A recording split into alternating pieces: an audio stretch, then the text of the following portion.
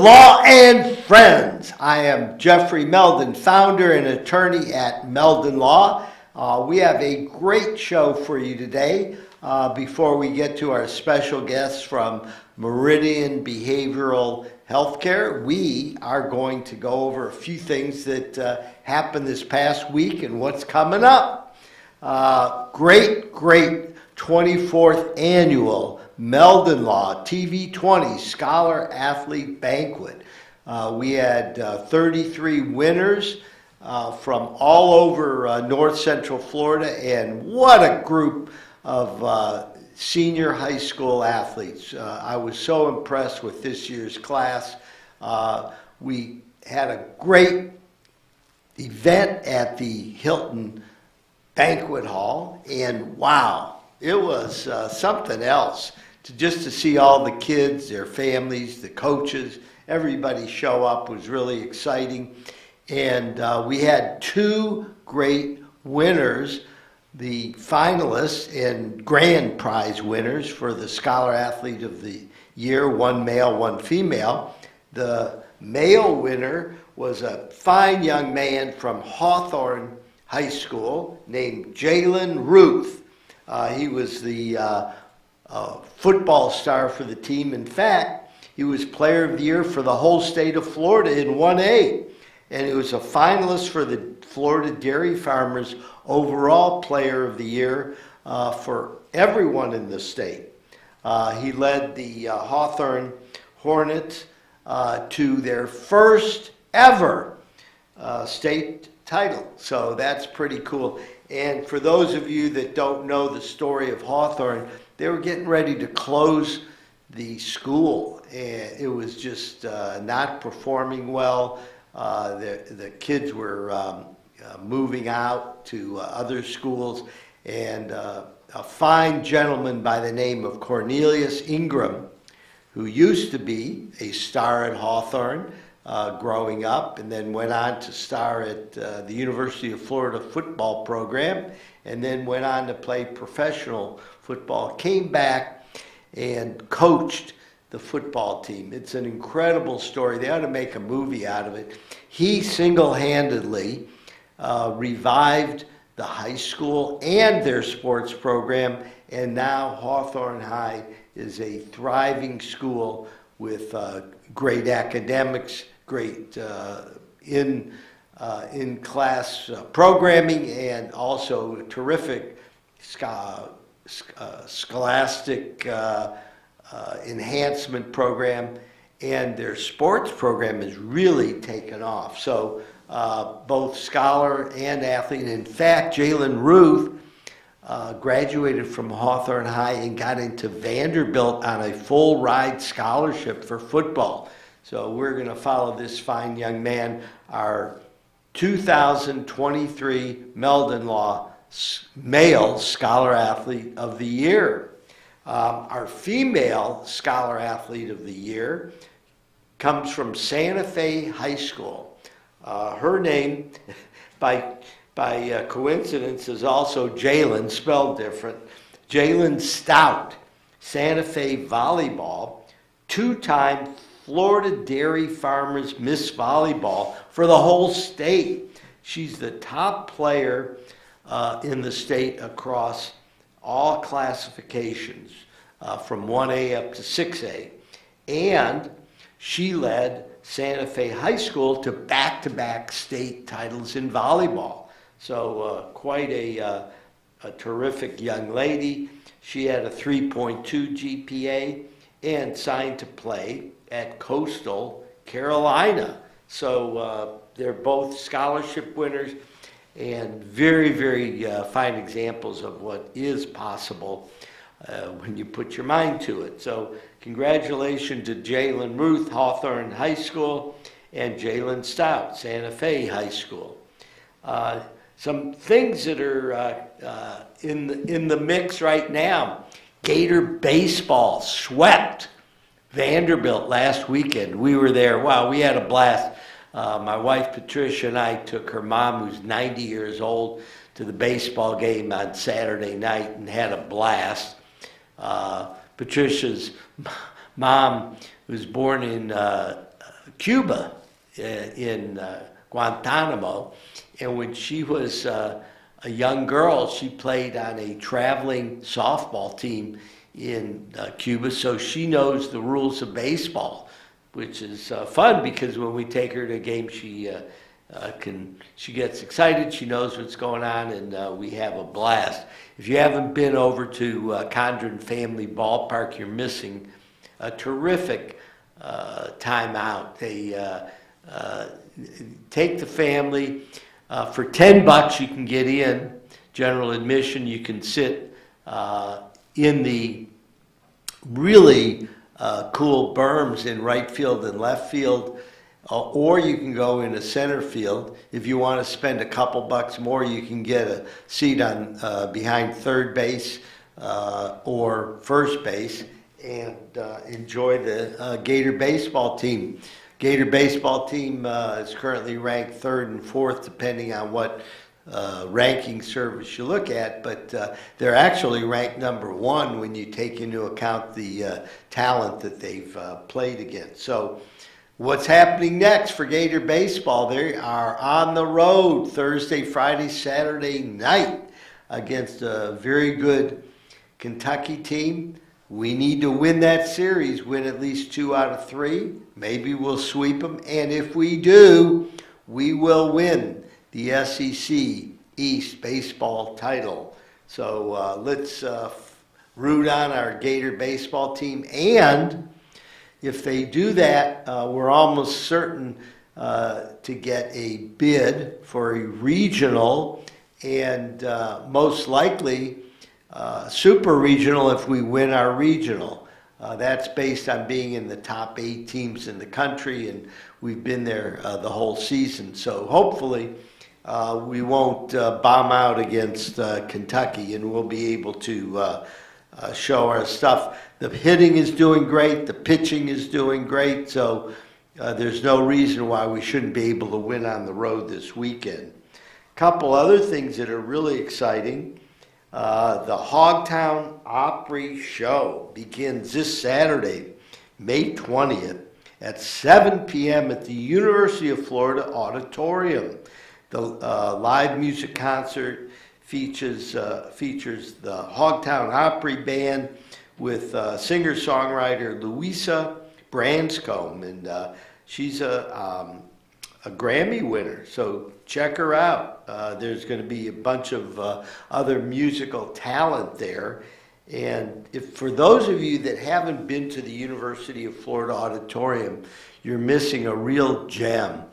It seats, I don't know, somewhere around 1,800 people, and it was the original performing arts theater for the University of Florida. When I moved here in 1970, the Performing Arts Theater is where we used to have our Tom Petty concerts. We used to have other shows there, and it was a blast. It's got great acoustics, and they renovated it in the last 5 years, so it's one of the most beautiful buildings here in Gainesville. Just an amazing facility with great acoustics, and my good friend Bill Colleen is sponsoring and putting this he calls it the Hogtown Opry Show. For those of you that don't know, Gainesville had a community named Hogtown, which is close to where Northwest 8th Avenue and 34th are currently. The West Side Park is about the closest monument near where the Hogtown community used to be back in the 1800s. When we came here in 1970, we thought that the name was really funny, and we started a organic food co-op called the Hogtown Food Co-op. It was the first time the term Hogtown had been used in Gainesville for close to 100 years. And after that, a lot of other people followed in our footsteps and started naming things Hogtown this and Hogtown that. So I take partial responsibility for reviving the name Hogtown. And we have the Hogtown Opry Show, I guess, is in tribute to the Grand Ole Opry, because some of the acts have a kind of a country pop flavor to them that are going to be presented and Bill Paulin, famous Gainesville guy. Back in the 1960s, he opened up a place called the Subterranean Circus. And those of you that know you might know the reference from Bob Dylan's songs. Anyhow, Bill was pushing the envelope back then, and people were, starting to protest the war and smoke pot and do all kind of stuff like that. And Bill was there to serve their needs. And here he is, 55 years later, still pushing the envelope. So let's hear it for Bill Paulin. Let's support the Hogtown Opry show. Just go online, put in Hogtown Opry, and you will be able to see what's available. Great tickets are still available for that. Meldon Law is a proud sponsor of the 90s Music Festival happening May 27th at the Homestead Park in Williston from 3 p.m. to 9 p.m. Admission and parking are absolutely free. There's going to be a live performance by the 90s tribute band Never Say Never. A 90s video dance party with Steve Champagne and much more will be there. So for more information, visit Premier Events NCF, North Central Florida on Facebook. That's Premier Events NCF on Facebook. And check it out. We had a party there a couple weeks ago, and our good friend Lot Bullock, who's from Williston and has a lot of family there, made the place rock and helped make a good time for all. We want to give a shout out to all our friends in Williston, Florida. The Meldon Law Talk live show is going strong every Saturday at 10:30 on WSKY. The call letters are 97.3 FM. We've been doing this show called Law Talk Live, and we started it in September of 2002. So I guess that makes us a little over 20 years on the air live, and it's a call-in show. So all you have to do is listen, and we'll give you the phone number on air, and you can call in and ask us a legal question or just talk about anything. We love hearing about music, sports, whatever's on your mind. It's a fun show, and we want everyone to enjoy it. So that's a few of the things. Oh, Meldon Law Facebook page. Allison is the head of our social media now, and she is doing a jam-up job on our Facebook page. So you just go to Facebook, Meldon Law, and you'll see all the free things that we give away. You'll see some really exciting posts, and what we're trying to do is keep you up to date with what is going on in North Central Florida. Shout out to our friends in Ocala who are really making things happen. Things are slowing down now that the Kentucky Derby's over as far as the horse activities in Ocala. However, check out the Riley Center for all your music needs. The Riley has great tribute band shows put on by our friends at Wind FM. We don't want to miss any of those shows. I've gone to a bunch of them. The Riley is terrific. If you haven't been there, it's a 700-seat auditorium with great acoustics, a lot of fun, and it's right in the middle of downtown Ocala. You can go to your favorite restaurants on the square and have a really terrific time. So let's support that. Meldon Law has a newsletter. All you have to do is give a call to the office, 352-373-8000, and say, I'd like to be on the Meldon Law newsletter list, and we'll add you. It's free of charge, and there's lots of giveaways. I know at Christmas we give away $25 gift certificates to great restaurants. The last let's see, we gave away $25 gift certificate to Harry's Bar and Grill in Gainesville and Ocala last year. I think the year before we did Spurrier's Gridiron Grill, and there's lots of other free giveaways that we have in our newsletter, so take advantage and come and join us. Anyhow, that's just a few things that's going on at Meldon Law. We love supporting our Gators, and we think the Florida Gator baseball team is ready to make it to the World Series in Omaha. The top 8 teams go there, and we would certainly love to see our beloved Gator baseball team make it. They've got the talent, they've got the arms, they've got the hitters, and let's see how far we can go.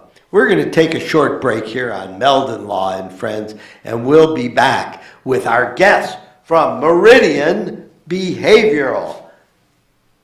Meldon Law has been serving personal injury victims since 1971. In those days, Jeffrey Meldon's presence as an attorney in the music scene dubbed him with the nickname the Hippie Attorney. And although times have changed, 2 things haven't: our commitment to bettering our community by helping the injured, Albert, are you ready to go to the game? and our love for the Florida Gators. If you bleed orange and blue, Meldon Law is the firm for you.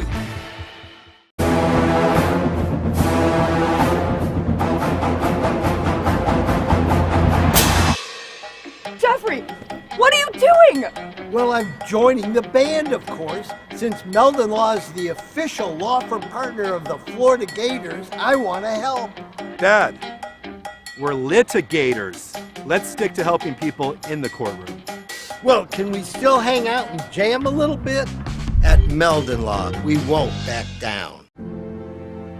I was going down a one-way street and a girl that was driving her car T-boned me on my scooter. I ended up going for an MRI and discovering that I had 2 herniated discs. Coming to Cary allowed me to not have to worry about what doctor I was going to see or what physical therapist I had to go to. They say, these are the people we trust. You're going to have a great experience there, and I honestly did each time. Call Meldon Law. Your consultation is absolutely free. There are a few tickets left for Gainesville's best pig roast and special whiskey debut. Sunday, May 21st from 2 to 5 p.m., Spurrier's Gridiron Grill is roasting a whole pig and sipping Piggyback Rye Whiskey. Join us at Vicer's Rooftop for the release of Spurrier's Piggyback Rye's private labeled barrel select whiskey. We'll have specialty drinks, games, raffles, plus each ticket includes your own bottle of Spurrier's Piggyback Rye Whiskey to take home. Go to Spurriers.com to get your ticket to join 125 of your friends at the Rooftop Pig Roast before we sell out. I was driving behind a lady, and very suddenly she moved out of the way. There was a log laying in the road, and when I hit my brakes, I went on top of the log. I had 2 herniated discs. I just haven't been the same since. Jeffrey Meldon fought for me all the way. Him and his team really went there for me. Throughout the whole lawsuit, he made sure that my bills was paid. It was never no whenever I called him and asked him for something. Call Meldon Law right now.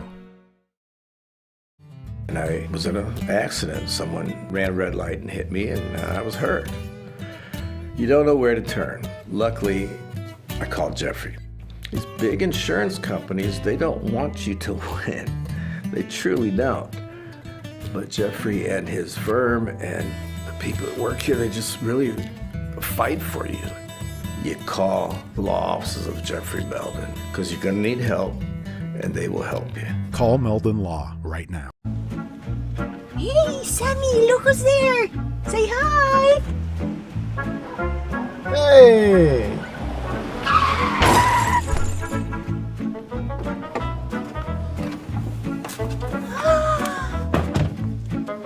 You again!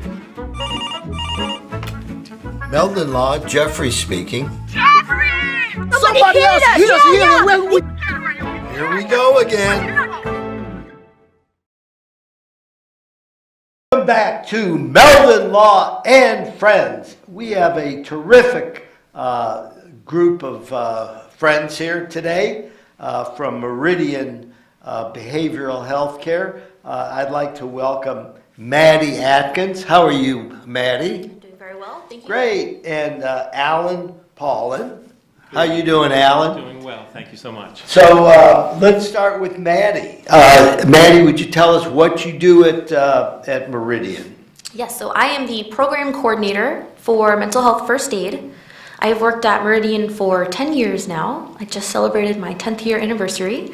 So for about 4 of those years, I have been the program coordinator for mental health first aid, teaching and scheduling those classes. What's mental health first aid? So mental health first aid is an 8-hour interactive training that teaches participants how to recognize the signs and symptoms of a mental health or substance use challenge, and then how to appropriately respond to that situation. So we teach participants how to be the vital link between someone who is experiencing a mental health or a substance use challenge or crisis, and then link them to the appropriate type of help, whether that be professional help, self-help, or some other support strategy. So these are not people that are employed full-time at Meridian. They're people you train in the community? Correct. Some of them do work at Meridian, but it is open to anyone who is interested in the community. It is for adults only. You do have to be 18 to take the class. But yeah, anybody that's in the community that is interested in learning about how to have conversations about mental health. So how did you get into being the coordinator and trainer? I started as the assistant in the prevention department. So I got to learn about how everything was working. I got to help with all of the back end of entering all of the classes and printing out all the forms and getting to go and watch other people train. And then I got instructed to train. Meridian paid for me to become a certified instructor. And so I started teaching, and when our program coordinator left, she kind of handed it to me and showed me how to do it if I was interested, gave me a nice warm handoff, and kind of took over and went running. Well, you know, that's great. At Meldon Law, we promote within as well, and I think you probably got the best training being an assistant for several years. Mm-hmm. Yes, I was the assistant for about 1.5 years. And then became the coordinator. Yeah, I mean, there's no better training than, you know, being there and seeing what goes on. Absolutely. And then, now, what kind of changes did you make when you came in? Were there, things you saw that you thought you could do better? So we expanded our marketing and our promotion of it, trying to find other audiences that maybe didn't hear about Meridian in the traditional places, more social media posting, and just more socializing, really. Because this is such an awesome class and everyone who hears about it is interested. They just need to hear about it and find a way to sign up for the class. As soon as I started, we had COVID. So a lot of the trainings in person obviously couldn't happen. So we moved to a virtual platform, and that still exists. This training can be done in person or virtually. If you ever get the opportunity to take it in person, I would encourage that. It's definitely more interactive that way. But either way, it is definitely a really effective and awesome training. So how do people sign up? Where do they go? So they can go to Meridian's Facebook page. We have several community classes that are coming up in the summer that are completely free of charge. And they can sign up by going to the Facebook page. There's links to Eventbrite. In the future, there will be more information about that, but Facebook is a good place to start, or Meridian's website also. So the Facebook page is called what, Meridian Behavioral? Yes, Meridian Behavioral Healthcare. Okay, and that's where they can find the information in order to sign up for the, you call it mental health first aid. Correct, and there is adult mental health first aid or youth mental health first aid. Like I mentioned, you do have to be 18 or older to take the course. So when we say youth mental health first aid, we're referring to adults assisting young people. So that's a separate training, but it's very similar to the adults assisting adults training. And how long is the course last? It is a full day, 8-hour interactive hands-on experience. Okay, so if either myself or someone from our team wanted to go, we just go online, check it out, sign up, and you'll tell us when and where. Correct. And if there was a group of between 5 to 30 people that wanted a class not on that particular date, I can come to that group. They just need to provide a location and a group of people within our 12 counties that we serve, and I can come to that group and provide it pretty much whenever they want to. Well, I think, it's amazing that we have the resources because really, I think identifying those people that need help is probably step one, right? Yes. And that's why you call it first aid. Yes, identifying that and then giving people the confidence to step in once they do notice signs and symptoms, and to not just say, well, I noticed this, but I don't know what to do, it's not my place. Giving them the tools to have that conversation, to step in and link that person to whatever appropriate help they need. So how does it work in, practice as far as, say adult takes the course, they're trained in first aid, and then they want to, they notice that, it's either a friend or family member, in their opinion, needs help. How does that whole process unfold?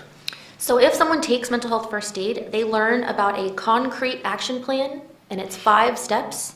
So that person, if they notice signs and symptoms in a loved one or a stranger or whoever, they can start using those 5 steps in whichever order they need to. So if, for example, I see somebody, it's a friend of mine who's kind of losing it, and I say, Joe, I want to talk to you. Okay, I've been trained, right? Okay, how does that conversation go? So really, we're learning how to be effective listeners. And then if you take the mental health first aid course, there are some key kind of like terms or phrases, or we call them like back pocket expressions that you can kind of use when someone does open up to you. If they're willing to talk, it kind of gives you a blueprint for the things that you can say to them. But you'll have to take the class to find out. Okay, so you take the class and then you will explain how the intervention or whatever you want to call it, right? And I can give a teaser. It can be very simple. How are you doing? I've noticed that you haven't been yourself lately.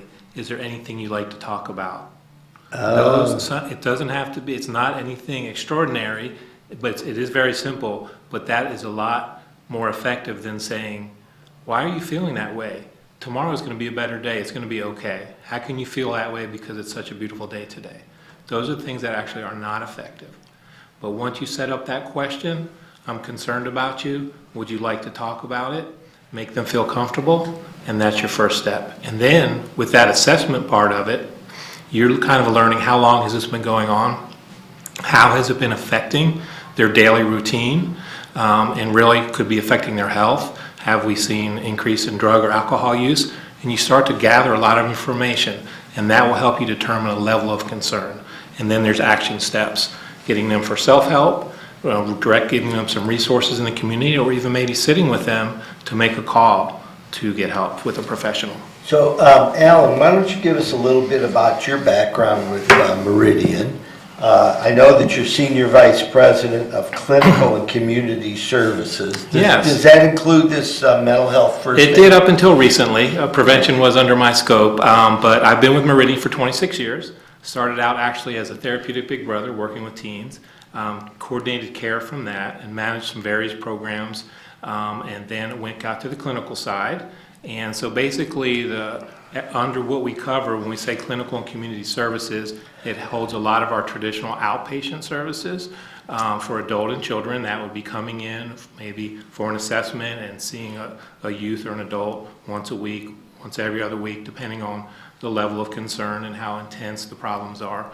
And it also covers, we have a lot of specialty programs. We work very closely with our community partners, Child Welfare, Department of Corrections, in the county jail. We do a lot of in-reach in the jail where people are screened for, and they come up with issues with mental health or substance abuse. We go in there, we talk to them and give them some options upon their release to how they can get back on track and they can start their own recovery. It's interesting. So a variety of things. It's interesting that you bring up that program as far as outreach into the jail community, because I've lived downtown since I moved here in 1970, at least off and on, and there's a lot of homeless people, and my perception is that mental illness and substance abuse contributes quite a bit to the homeless problem or homelessness for people. What's your perspective on that and how we can help improve that? Well, that is very true. I think what you'll find is they've gone through various levels of trauma from a young age and have been dealt cards that you really couldn't really understand that so many bad things could happen to a particular person.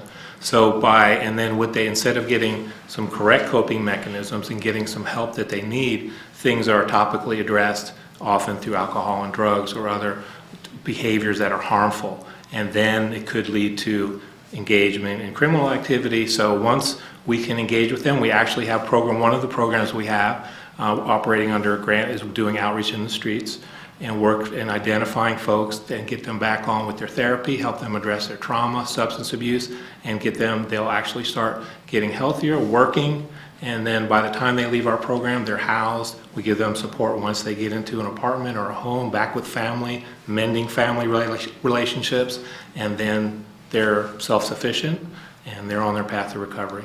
A lot of folks don't understand that it's not a quick fix with folks that have been, on the street due to, whether it's mental illness, drug abuse, they're all many times related. And even if you have housing for them, if they're living in a housing situation with other people, there's certain rules. And unless you address some of the underlying problems, it's always been my feeling that the likelihood of success, living around other people is challenging. Yeah, absolutely. It takes a while. It doesn't happen overnight. Recovery is not a straightforward process. It could be 2 steps forward, 1 step back, maybe sometimes 2 or 3 steps back. But as long as you keep that faith and keep that hope alive and instill that hope with them, be that support, they start to regain and they start to get their old self back and they start moving forward. And it is really a powerful thing when somebody gets better and recovers and they come back a year, 2 years, 3 years later and they come and tell you how well they're doing. It's very powerful. So I know that Gainesville, is not unlike many communities where we have a visible homeless population in the community. I'm very glad to hear that you're actually out there trying to offer opportunities to those folks that have some desire to change.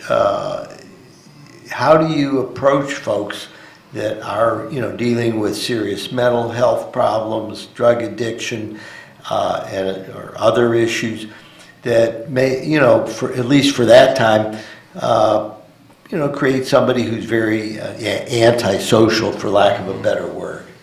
Well, I think certainly kind of having those people skills, those soft skills, when you come up with them, being genuine is so critical.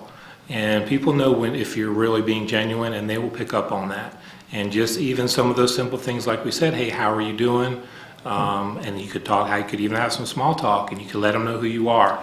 And if they aren't ready, that's okay. Give them some information, and just let we'll be back. Probably be back in this area, and it really goes from there. Even if you start thinking about it, hey, well, maybe just think about it.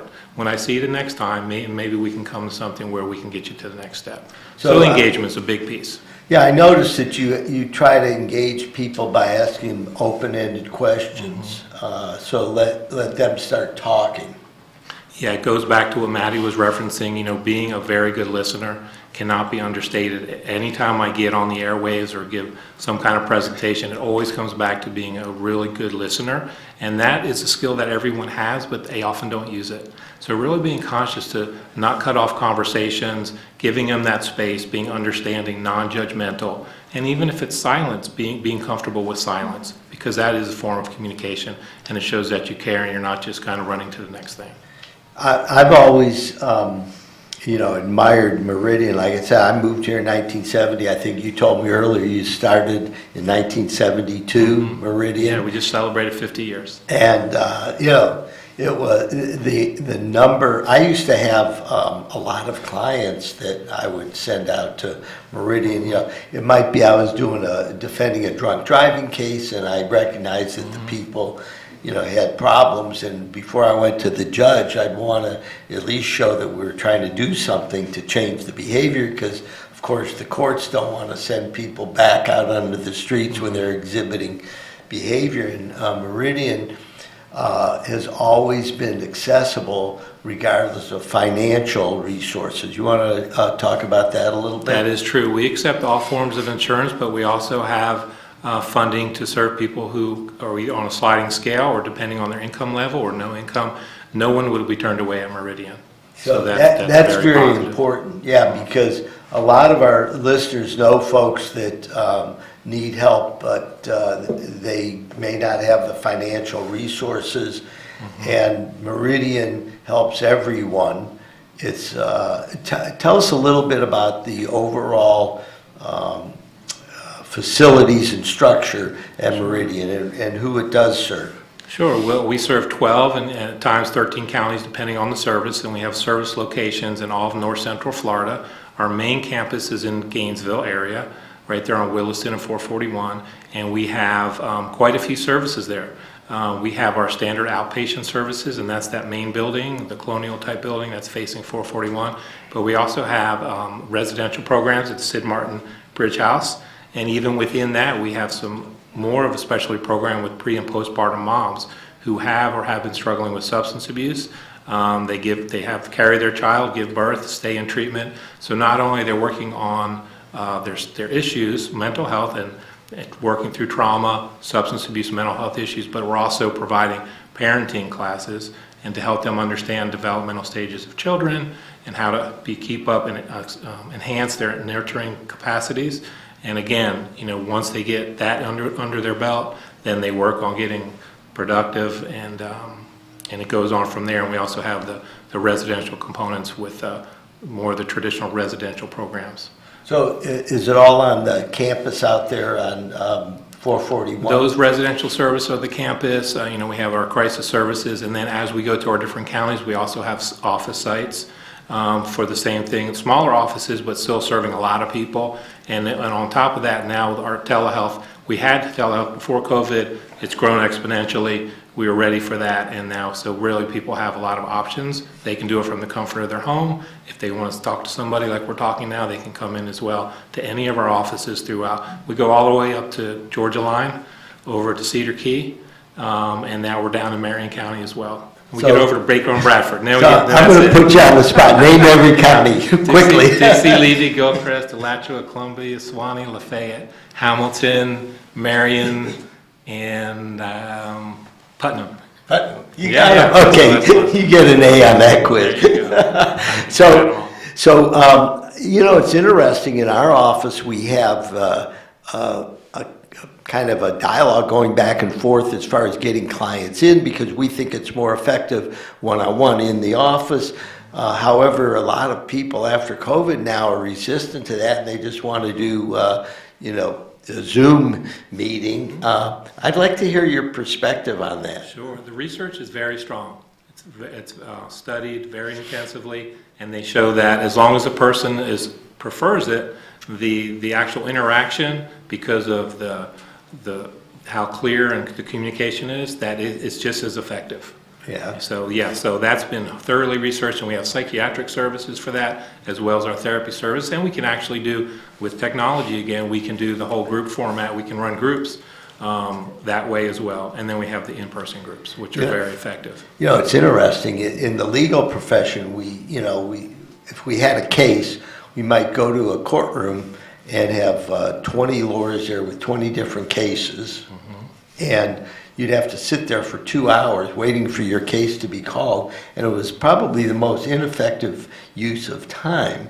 And when lawyers went to using Zoom for hearings, court hearings, there's some things that they still do in person, but now the court system and the lawyers all really like the fact that we can remotely show up, in a town 2 hours away. Because think about it, you have to be there in court in the morning, so you got to leave 2 hours ahead of time, make sure you don't hit traffic, and you're there on time. You're there waiting for 2 hours. Then you have a 5-minute presentation in front of the judge, and then you got to get back in your car and you go home. So you've wasted the whole day just about. Okay. No, it's very true. And with that level of professional service, and if we think of there's a national shortage of psychiatrists and prescribers, we would have the same situation with psychiatrists going to, we serve, and we are very proud that we serve all these rural communities where there are no services,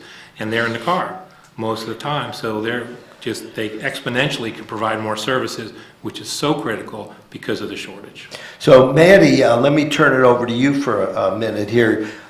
You mentioned that your training is also, you can also do virtual training. What's your perspective on, you were there before COVID, you're there after COVID. What's your perspective on that, how that's allowed you to expand your network? Yes, absolutely. So my grant particularly covers 12 counties. So all of the counties he listed other than Marion, so excluding them. So if there's a group of people who are in different counties, like organizations or companies usually will take the class, it's much easier for everyone to just kind of do it from wherever they feel comfortable than to having to drive to one central location.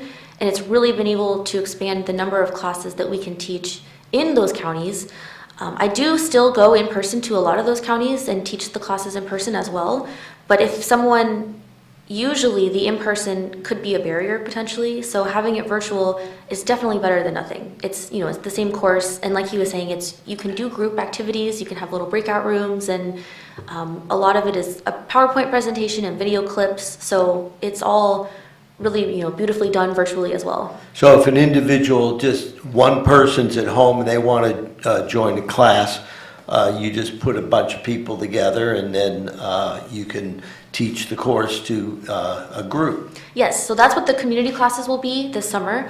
They are set dates so that individuals can sign up versus a group. They can just kind of, if they provide the people and the place, they can pick the date. So call to action again. Yes. When are the dates and how do they get into the classes?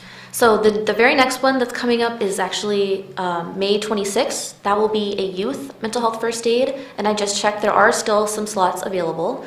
Again, that can be accessed on Facebook under Meridian Behavioral Healthcare. It'll take you to an Eventbrite link. The next few dates are going to be the first Thursday and the first Saturdays of June, July, and August. So there's still more details to kind of be rolled out. I'm not sure if the Eventbrite is up for that yet. But we will definitely be giving people that information through Facebook, or they can contact me directly. That can be a great way to sign somebody up. But yeah, I would definitely suggest going on Facebook. Well, I think that it's easy, right? You make it easy. All they have to do is reach out to you and you'll follow up and get them into a class that works for their schedule. Yes. And the class is mostly during the day, at night, how you set it up? They are usually during the day. They usually start around 9 a.m. and we end around 4:30 or so. Oh, because it's an 8-hour class, so Correct, you wouldn't start it at 8 o'clock Yes, at night. it could potentially be split up into like 2 sections. We have done in the past, it was a group of UF students, so we did 2 like evening courses. So we do try to be flexible. It's information that I'm trying to give to everybody. So if they're interested, I want to try to be accommodating and make sure we can find a way to work that in their schedule. Well, I think I'm very impressed. Like I said, I've been friends with Meridian for years and years, and every time we have a guest from Meridian on the show, I'm always amazed at all the wonderful things you're doing to actually improve our community and help others. So I want to congratulate both of you, Alan and Maddie, for everything that you do. We're very, very fortunate to have a strong system within our community to help anybody regardless of their ability to pay.